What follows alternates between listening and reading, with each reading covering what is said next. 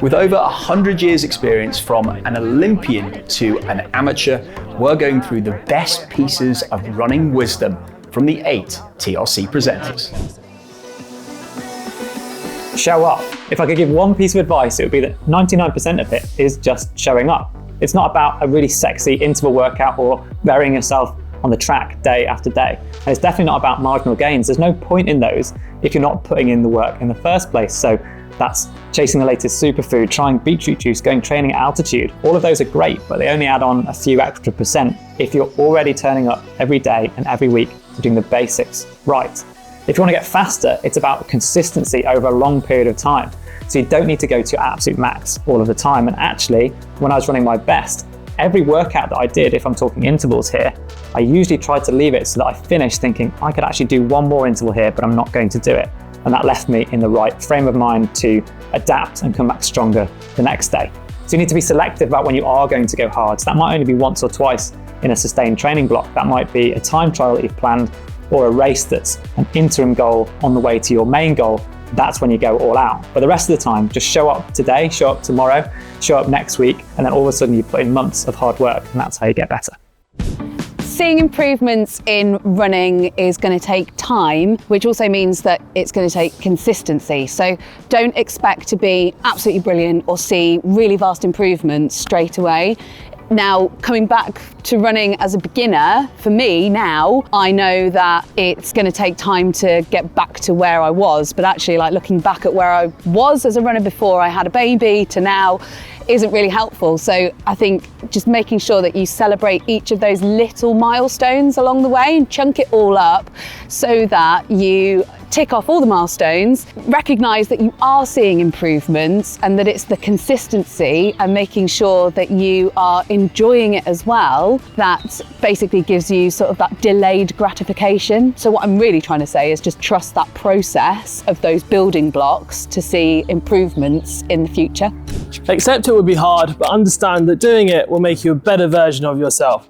The age-old saying of if it was easy, then everyone would do it is something that I take into my running. There are days or even weeks where I hate the idea of going out for a run, but I promise you, getting out the door and doing a run, even if it's not on the plan, will give you such a sense of accomplishment and give you a massive boost to your mental health and just your journey in running.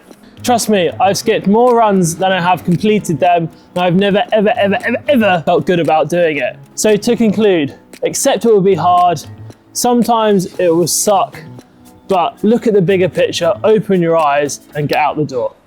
Love the process, not just the end goal. Now, I think that having a goal to work towards is amazing. I think the structure and the discipline of working towards that really helps me, not just in running, but in everyday life as well. But if you're working for such a long time towards something and you don't enjoy the process of getting there, then what is the point? Whether that means going out for a run with friends or incorporating some strength or cross training in there, whatever it is that makes you enjoy that running process more, then do it, because that is the whole point of it. It's to enjoy it. That doesn't mean that you won't fail along the way, but I do believe that those failures will help you so much more to succeed in the long run. And so enjoy those failures, because you know it will make you a better person for it. It will make that success of crossing that line in the time you want it so much better. That is my lesson. Just enjoy the process, not just that end goal.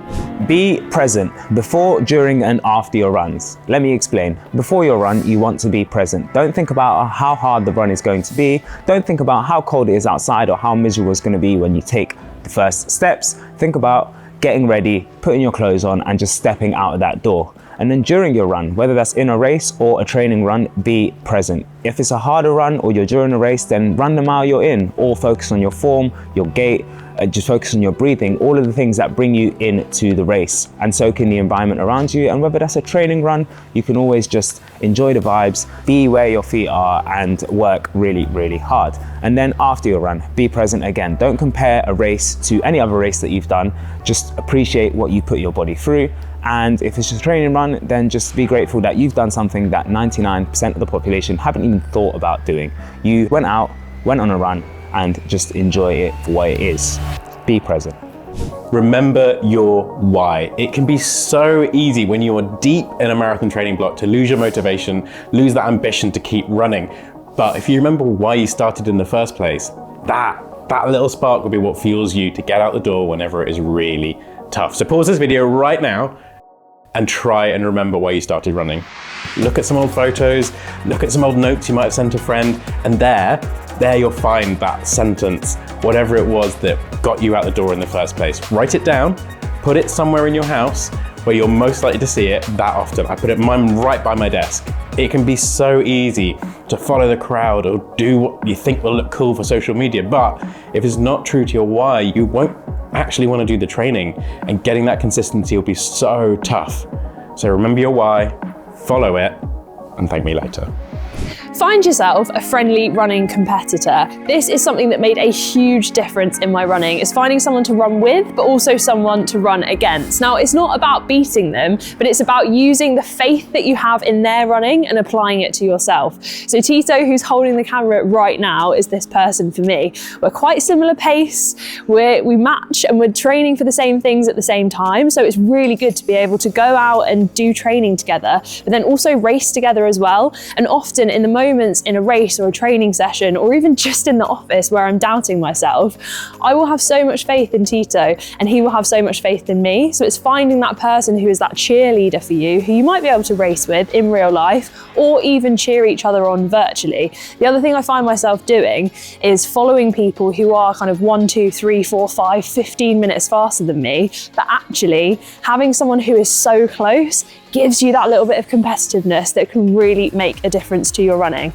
So who is going to be your friend or enemy or running pal in 2025? Let me know in the comments.